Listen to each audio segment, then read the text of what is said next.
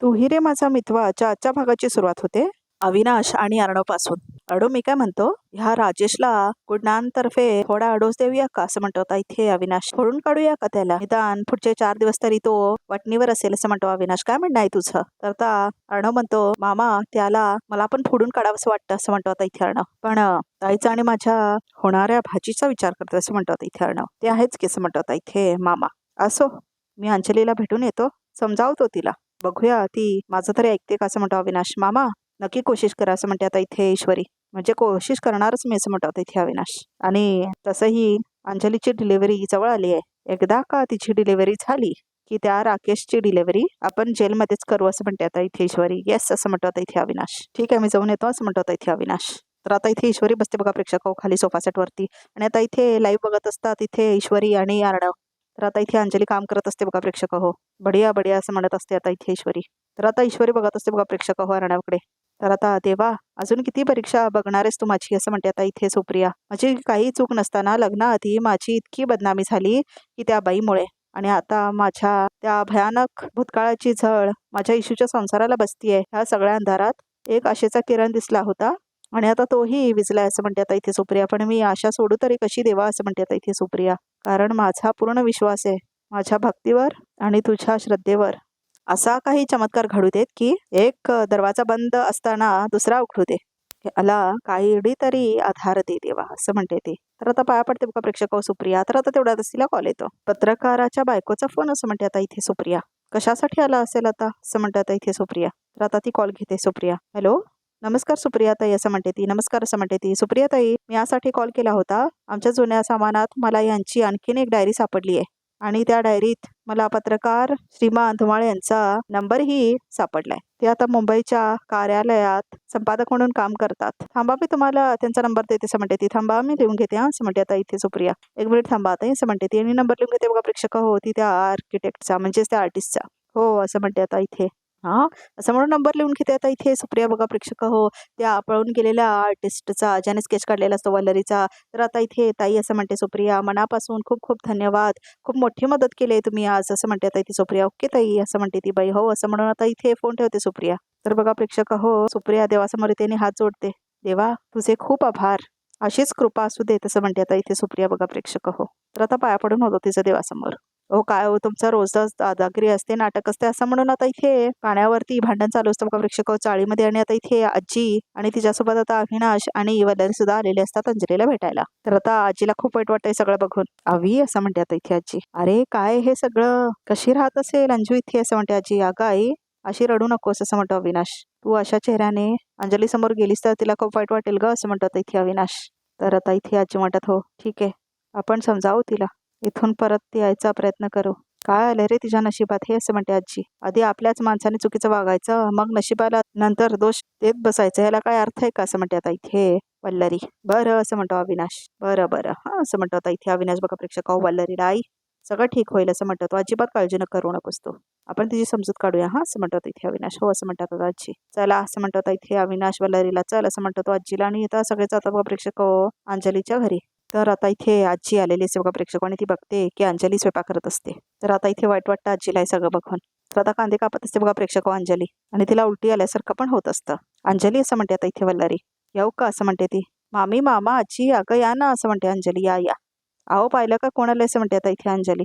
तर आता राकेश सुद्धा असतो बघा प्रेक्षक हो. का अचानक कसं काय येणं केलं असं म्हणतो आता इथे राकेश. बघायला आलो असं म्हणतो अविनाश. जावई बापू या, तुमच्यासाठी खाऊ आणलंय असं म्हणतो आता इथे अविनाश. अहो कशाला उगाच त्रास घेतला एवढा असं म्हणतो राकेश. तर आता इथे अविनाशला राग येत असतो बघा प्रेक्षक. तुम्ही सगळे बसा, मी चहा करून आणते असं म्हणते अंजली. ए अंजली तू थांब, मी चहा करतो असं म्हणतो आता इथे राकेश. अहो सगळं करताय, मी करते असं म्हणते आता अंजली. राहू दे अंजली, सगळे आले, तू छान गप्पा मार ना, आणि चहा करायला असा कितीचा वेळ लागतो असं म्हणतो राकेश. मी करतो असं म्हणतो तो.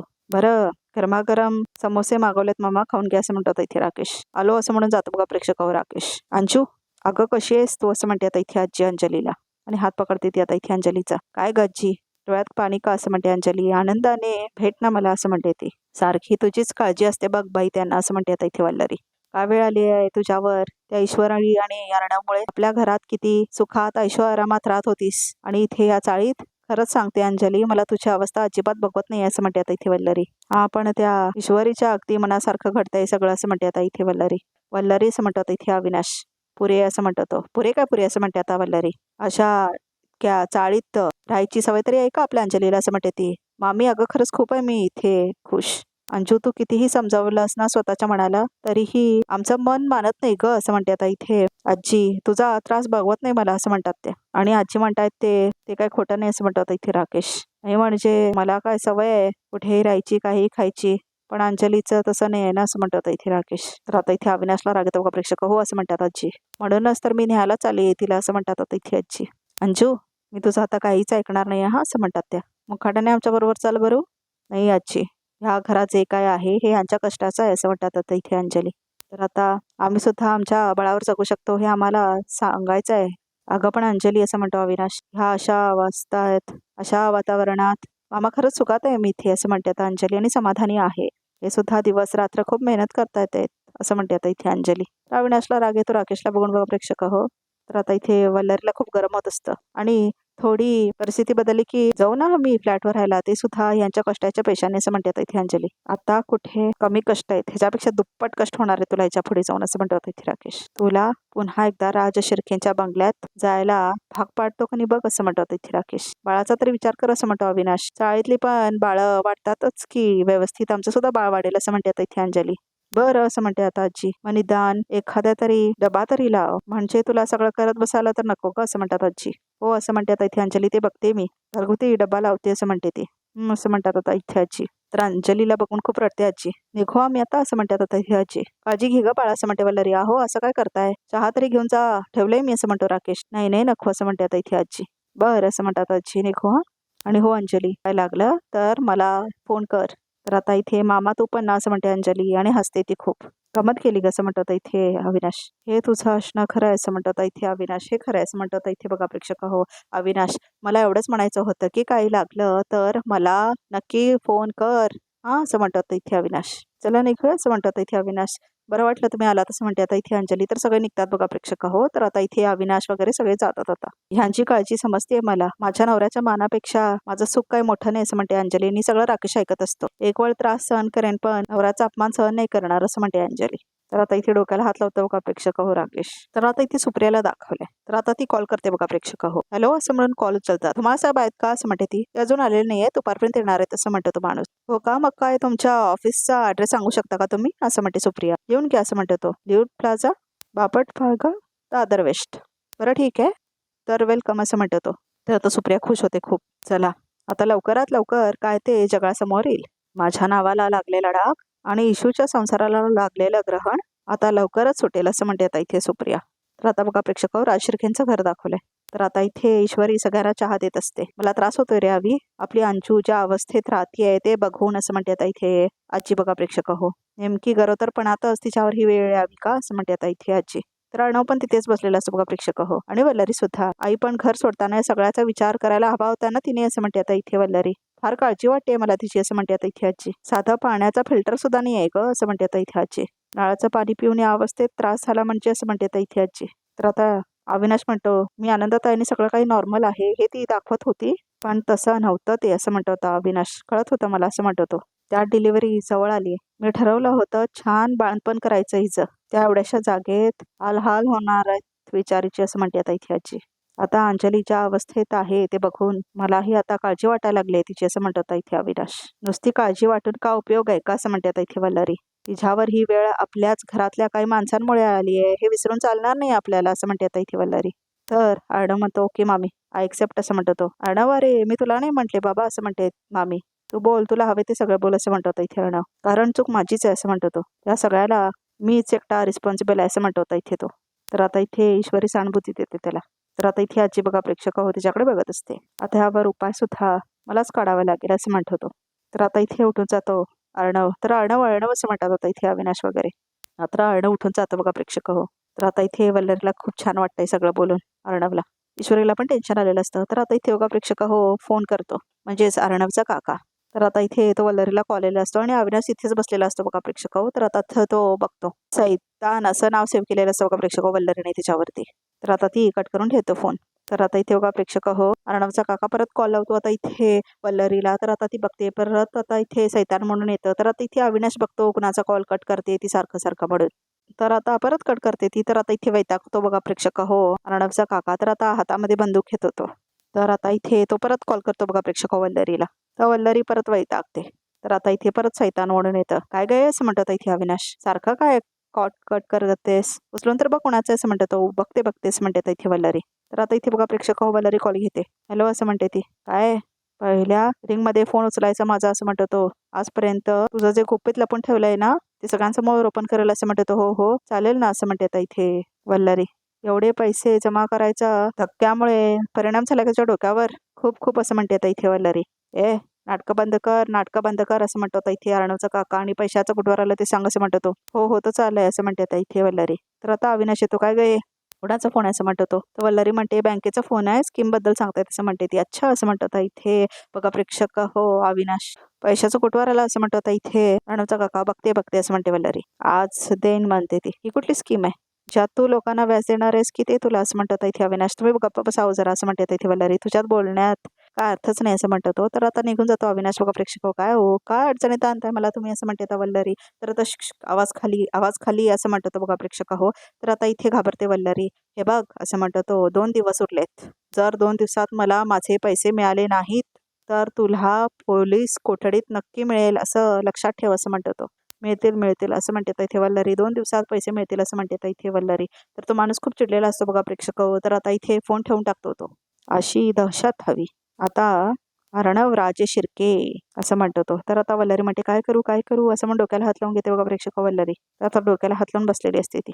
बोला असं म्हणतो आता इथे राकेश द ग्रेट DSR उर्फ माय डिअर चिंटुकल्या. आणि आज ह्या आश्रित हलकट फुकट्या माणसाला कसं का भेटायला बोलवलं तसं म्हणतो इथे राकेश. तर आता ईश्वरी पण बाजूला थांबली असते तिच्या. तर आता तुझ्यासाठी एक ऑफर आहे असं म्हणतो इथे हो हो असं म्हणतो राकेश. क्या बात है ऑफर.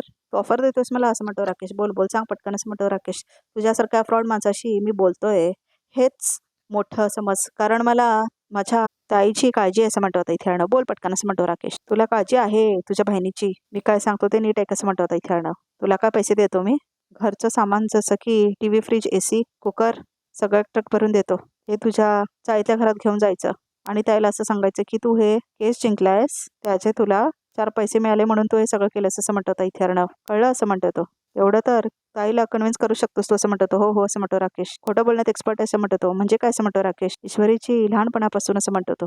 ठीक आहे 1 मिनिट असं म्हणतो राकेश. ताईला आता माझ्यासमोर फोन कर असं म्हणतो आता इथे बघा प्रेक्षक अर्णव. तर आता इथे राकेश म्हणतो हो तर आत्ता असं म्हणतो आता इथे राकेश. तर आता इथे बघतो तो अर्णवकडे परत. तर आता इथे आपला फोन बाहेर काढतो बघा प्रेक्षक. तर आता इथे फोन लावतो राकेश अंजलीला बघा प्रेक्षक. तर आता इथे राकेश म्हणतो खोटे बोलण्यात एक्सपर्ट आहे ना मी असं म्हणतो आता इथे राकेश. पण आज खरं बोलतो असं म्हणतो आता इथे बघा प्रेक्षक राकेश. तर आता इथे अंजलीला कॉल आलेला असतो राकेशचा. तर आता ती कॉल घेते. हॅलो असं म्हणते आता अंजली. हॅलो अंजली अगं हा अर्णव भेटलाय मला. म्हणजे त्याने मला भेटायला बोलवलं आणि तो मला काही पैसे आणि सामान ऑफर करतोय असं म्हणतो इथे राकेश. तर आता इथे मारायला जातो अर्णव. तर आता इथे ईश्वरी थांबवते त्याला. तर आता इथे काय असं म्हणते अंजली. चक्क मला लाच देतोय तो आणि तुला न सांगता ते सामान सगळं घेऊन मी आपल्या घरी घेऊन जायचं असं म्हणतो आता इथे राकेश. अहो काय बोलताय तुम्ही असं म्हणते अंजली. हो ना अंजली असं म्हणतो राकेश. मुद्दाम तुझ्या समोरूनच फोन केलाय मी तुला. पण तू काळजी करू नकोस अंजली. तुझा हा नवरा तुझ्या इतका स्वाभिमानी आहे असं म्हणतो आता इथे राकेश. तर काही घेणार नाही मी अर्णवकडून. काळजी करू नकोस असं म्हणतो राकेश. मला माहिती होतं तुम्ही त्यांच्याकडून काही घेणार नाही असं म्हणते अंजली. म्हणूनच मग तर मला तुमच्यावर अभिमान वाटतो असं म्हणते ती.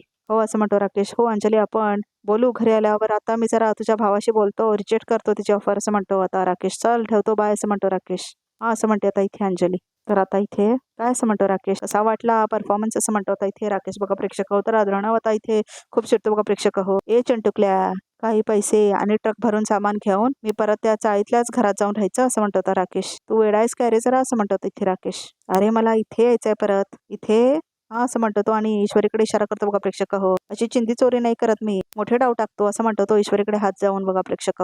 मी परत इथेच येणार तुझ्या घरात असं म्हणतो आता इथे राकेश. आणि तेही वाजत गाजत असं म्हणतो राकेश. तुला स्वॅगनी काय असं म्हणतो आता इथे राकेश बघा प्रेक्षक. शेवटी औकातवर आलावच असतो. एक लक्षात ठेवा एकदा का ताईंची डिलिव्हरी झाली की तुझी डिलिव्हरी आम्ही समोरच्या फुटपाथवर करणार आहोत असं म्हणते आता इथे ईश्वरी. कारण सर्टिफाईड भिकारी आहेस तू असं म्हणते आता इथे ईश्वरी राकेशला. मग बस इथे भीक मागत हा असं म्हणते ईश्वरी. मी असं म्हणतो इथे राकेश. नाही सूट नाही होत ईश्वरीची असं म्हणतो तो. नाही आवडलं का तुला असं म्हणतो. अर्णव तुला जेलमध्ये पाठवतो वाचत काचत फुल ऑन स्वॅग मध्ये असं म्हणतो इथे अर्णव. असं म्हणतो इथे अर्णव. ओके मिस्टर घर जावई ओके असं म्हणतो इथे राकेश. हे चालेल पण एकदम वाजत गाजत पाहिजे हा असं म्हणतो तो. असं करून ड्रामा करतो बघा प्रेक्षक हो राकेश आता. आणि डान्स करून दाखवतो तर आता निघून जातो तिथून तो बघा प्रेक्षक हो. तर आता इथे अर्णव आणि ईश्वरी एकमेकांकडे बघतात. तर आता इथे सुप्रियाचा कॉल येतो बघा प्रेक्षक हो. तर ईश्वरी कॉल घेते तो. तर आता ईश्वरी बोलते हा बोल आई. काय ग इशू अगं बाबांच्या ओळखीचे ते पत्रकार होते ना सातभाई त्यांच्या बायकोचा फोन आला होता असं म्हणते ती. काय सांगतेस म्हणजे त्यांच्याकडून आणखीन काही माहिती मिळाली का असं म्हणते ईश्वरी. अगं ती बातमी ज्यांनी केली त्या पत्रकार श्रीमंत धुमाळांचा नंबर त्यांनी दिलाय असं म्हणते ती. बढिया असं म्हणते ईश्वरी. म्हणजे त्यांच्याकडून बरीच माहिती मिळू शकेल का आपल्याला असं म्हणते ईश्वरी. हो ना अगं म्हणूनच तर त्यांना मी लगेच फोन केला आणि त्यांचा पत्ता घेतलाय. आता मी त्यांच्या ऑफिसलाच निघाले असं म्हणते आता इथे सुप्रिया. तर आई एक मिनिट असं म्हणते ईश्वरी. अगं तू कशाला दगदग करतेस. अगं तू मला पत्ता दे आणि त्यांचा नंबरही दे. मी जाऊन बघतो त्यांना असं म्हणते ती सरांसोबत. मला एक पत्ता दे असं म्हणते ईश्वरी. बरं पत्ता घे असं म्हणते आता इथे सुप्रिया बघा प्रेक्षक हो. तर आता इथे पत्ता लिहून घेते ईश्वरी. तर आता सुप्रिया सांगत असते तिला. हा असं म्हणते सांग असं म्हणते ती. New plaza Ranade road Dadar असं म्हणते ती. दादर ओके असं म्हणते आता इथे ईश्वरी. बरं मला कळव हा ते काय म्हणतायत ते. हा असं म्हणते आता इथे सुप्रिया. हो मी कळवते तुला असं म्हणते ईश्वरी आणि फोन ठेवते आता इथे सुप्रिया बघा प्रेक्षक आणि आता ईश्वरी विचारत पडते सर असं म्हणते आता इथे ईश्वरी. तर आता ती सांगायला जाते बघा प्रेक्षकावर अर्णवला. तर आता इथे सुप्रिया मात्र विचार करत बसलेली असते. तर आता इथे दुपारच असते. तर आता इथे ईश्वरी जाते आणि म्हणते त्या पत्रकाराच्या ऑफिसमध्ये मला श्रीमंतांना भेटायचं असं म्हणते आता इथे ईश्वरी. तर आता सांगते ती बाई रिसेप्शनिस्ट. तर आता इथे ईश्वरी आते तिने म्हणते मला श्रीकांत धुमाळ यांना भेटायचं असं म्हणते आता इथे ईश्वरी. काय काम आहे असं म्हणतो आता इथे तो माणूस. तर आता ईश्वरी म्हणते काय काम आहे हे मी त्यांनाच सांगू शकेन असं म्हणते ईश्वरी. थोडं अर्जंट आहे ते कुठे बसतात सांगू शकाल का असं म्हणते ईश्वरी. तर आता तो माणूस काय बोलतच नाही बघा प्रेक्षक हो. तर आता ईश्वरी बघतच असते तिच्याकडे. सर असं म्हणते आता ईश्वरी. ते कुठे बसतात ते सांगू शकतो पण आधी काम ते तरी सांगा असं म्हणतो तो. सर सांगितलं ना काय काम आहे मी फक्त त्यांनाच सांगू शकते असं म्हणते ईश्वरी. ते नाही येत आता ऑफिसमध्ये असं म्हणतो तो. नाही येत असं म्हणते आता इथे ईश्वरी. अहो पण तुम्ही तर आता म्हणालात ना की ते कुठे बसतात ते सांगतो म्हणून असं म्हणते आता इथे ईश्वरी. बरं ठीक आहे मग त्यांचा प्लीज नंबर तरी द्या असं म्हणते ईश्वरी. नाही आम्हाला परमिशन नाही आहे असा स्टाफचा नंबर कोणाला द्यायची असं म्हणतो तो. सर सर प्लीज मी तुम्हाला रिक्वेस्ट करते असं म्हणते ईश्वरी. मला प्लीज त्यांचा नंबर द्या. हे बघा मला त्यांना भेटणं खूप जरुरी आहे. अहो कुणाच्या तरी जिंदगीचा प्रश्न आहे असं म्हणते ते. तुम्ही इंदूरच्या आहात का. मध्ये मध्ये हिंदी शब्द येतात म्हणून म्हटलं असं म्हणतो. हो सर असं म्हणते आता इथे ईश्वरी. तुम्हाला ते इंदोरचे प्रसिद्ध रमाकांत राजशिर्के प्रकरण माहीत असेल ना असं म्हणते आता इथे ईश्वरी. त्या बातमीने त्यावेळी खूप जणांची जिंदगी तबाह केली होती असं म्हणते ईश्वरी. ती बातमी श्रीकांत धुमाळ यांनी पब्लिश केली होती कळलंय मला. येवाना त्या बातमीविषयी त्यांच्याशी मला महत्त्वाचं बोलायचं असं म्हणते ईश्वरी. त्या गाजलेल्या इंदोर केसची माहिती हवी आहे तुम्हाला असं म्हणतो तो. हो सर असं म्हणते ईश्वरी. माहिती आता इतक्या वर्षांनी असं म्हणतो तो माणूस. इतक्या वर्षांनी काय असं म्हणतो तो. म्हणजे मला आता आठवलं धुमाळ सर 1 महिना रजेवर आहेत. त्यांच्या मुलीचं लग्न आहे असं म्हणतो तो. तुम्ही एक काम करा 1 महिन्याने असं म्हणतो तो. अहो पण तुम्ही तर आता म्हणालात की आता सांगितलं ना आता आठवलं मला. बरं असं म्हणते आता इथे ईश्वरी. आता ती जाते बघा प्रेक्षक तिथून निघून. तर आता इथे तो माणूस म्हणतो हे काहीतरी वेगळंच प्रकरण दिसतंय असं म्हणतो इथे तो माणूस. तर आता इथे बाहेर जाताना बघा प्रेक्षक ईश्वरीला दिसतं. तर आता इथे बघते ती तो फोटो लावलेला आणि तिथं लिहिलेलं असतं श्री श्रीकांत धुमाळ. तर आता इथे ईश्वरीला धक्का बसतो कारण तोच माणूस असतो श्रीकांत धुमाळ म्हणून. तर आता ईश्वरीला एकदमच शॉक होतो. तर आता इथे ईश्वरी म्हणते फ्लॅशबॅकमध्ये तिला दिसायला लागतं धुमाळ सर रजेवर आहे त्यांच्या मुलीचं लग्न आहे. तर आता ईश्वरीला हे सगळं आठवतं फ्लॅशबॅकमध्ये. बापरे म्हणजे आतापर्यंत मी ज्यांच्याशी बोलत होते ते श्रीकांत धुमाळ होते असं म्हणते आता इथे ईश्वरी. पण मग ते खोटे का बोलले असं म्हणते आता इथे ईश्वरी बघा प्रेक्षक हो. तर आता इथे ईश्वरी म्हणते जरूर दाल में कुछ काला असं म्हणते ईश्वरी. तर आता इथे ईश्वरी आज जाते बघा प्रेक्षक हो. तर आता ईश्वरी म्हणते आता जे श्रीकांत धुमाळ होते ते कुठे गेले असं म्हणते ईश्वरी. ते तर गेले असं म्हणतो आता इथे तिथे तिथला स्टाफ बघा प्रेक्षक हो. म्हणजे असं म्हणते ईश्वरी श्रीकांत धुमाळ पळाले पण का असं म्हणते आता इथे ईश्वरी. तर आता इथे बघा प्रेक्षक हो ईश्वरी निघते तिथून. तर आता ती रिसेप्शनिस्टकडे थांबते.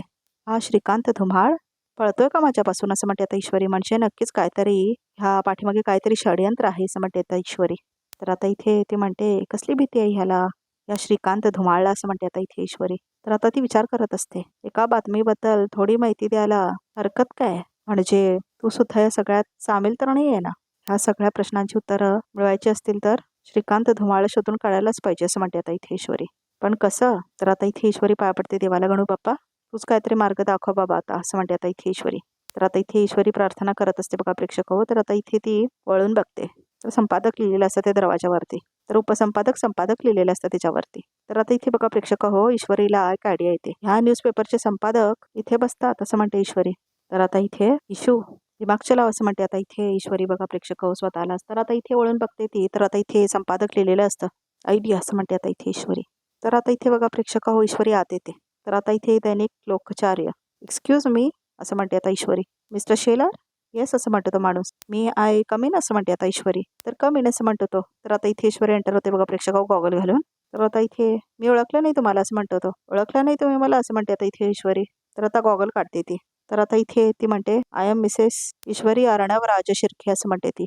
सात्विक फॅशन्स? नाम तो सुना ही होगा ना असं म्हणते ईश्वरी. हो मॅडम सो सॉरी. प्लीज बसा ना असं म्हणतो तो. तर थँक्यू असं म्हणतं आणि आता इथे ईश्वरी बसते बघा प्रेक्षक हो. बोला मॅडम, एवढ्या मोठ्या बिझनेस टायकूनच्या बायकोने आमच्या इकडे काय काम काढलंय? सात्विक फॅशन्स लवकरच मराठी मुलींसाठी टॅलेंट हंट ऑर्गनाईज करते आणि आमच्या मार्केटिंग टीम मधून आम्हाला असं कळलंय की जास्तीत जास्त मराठी लोकांपर्यंत पोहोचण्यासाठी तुमचा न्यूजपेपरच बेस्ट आहे असं म्हणते आता इथे ईश्वरी. महाराष्ट्रातल्या घरोघरी दैनिक लोक भारतच वाचला जातो ना. प्रश्नच नाही मॅडम असं म्हणतो तो. आता मला सांगा मी तुमच्यासाठी काय करू शकतो असं म्हणतो तो. लगातार 7 दिवस आम्ही तुमच्या न्यूजपेपरमध्ये फुल पेज जाहिरात देणार आहोत असं म्हणते ईश्वरी. काय 7 दिवस फुल पेज जाहिरात असं म्हणतो तो माणूस. येस असं म्हणते आता इथे ईश्वरी. ओ मॅडम, एका दिवसाची जाहिरातीचा खर्च तुम्हाला माहिती आहे का? आणि ते सुद्धा फुल पेज जाहिरात. अहो काय आयडिया आहे का तुम्हाला असं म्हणतो तो. तर आता इथे ईश्वरी म्हणते मिस्टर अर्णव राजशिर्केला माहिती नसेल असं वाटतंय का तुम्हाला असं म्हणते ईश्वरी. सॉरी मॅडम असं म्हणतो तो. मी चुकलो असं म्हणतो तो. चालेल मग आपण 7 दिवसांचं हे ॲड कॅम्पेन लवकर करून टाकूया असं म्हणते ती. हो करूया ना असं म्हणतो तो. 1 मिनिट पण एक अट आहे. बोला असं म्हणतो तो. आपल्या ऑफिसमध्ये काम करणारे सिनियर पत्रकार श्रीकांत धुमाळ यांचा नंबर आणि ॲड्रेस हवा आहे मला असं म्हणते आता इथे ईश्वरी. तो मिळाला तरच ही जाहिरात मिळेल असं म्हणते आता ईश्वरी. काय असं म्हणतो तो माणूस. तर आता इथे बघा प्रेक्षक ईश्वरी बाहेर येते संपादकच्या खोलीतून. तर आता इथे गॉगल घालून आलेली असते ती. तर आता इथे खूप आनंदात असते बघा प्रेक्षक होती. तर आता इथे जात असते ती. तर आता इथे तिला कॉल येतो. येस असं म्हणते ती. श्रीकांत धुमाळचा नंबर आणि ॲड्रेस मिळाला असं म्हणते आता इथे ईश्वरी. श्रीकांत धुमाळ, आता तू कुठे लपून बसलास तरीही ईश्वरी तुला शोधूनच काढणार असं म्हणते आता इथे ईश्वरी. तर आता बघते बघा प्रेक्षक होती तिच्याकडे. तर आता बाई ते संतोष बघत रे पण ते काय ते कुठेही उभे करू मी 50 लाख एवढ्या मोठ्या रकमेची सोय अशी सजासजी नाही करता येणार असं म्हणते वल्लारी. काहीतरी मोठंच करावं लागेल असं म्हणते वल्लारी. असं लपून लपून किती दिवस लपणार आहे तो श्रीकांत धुमाळ.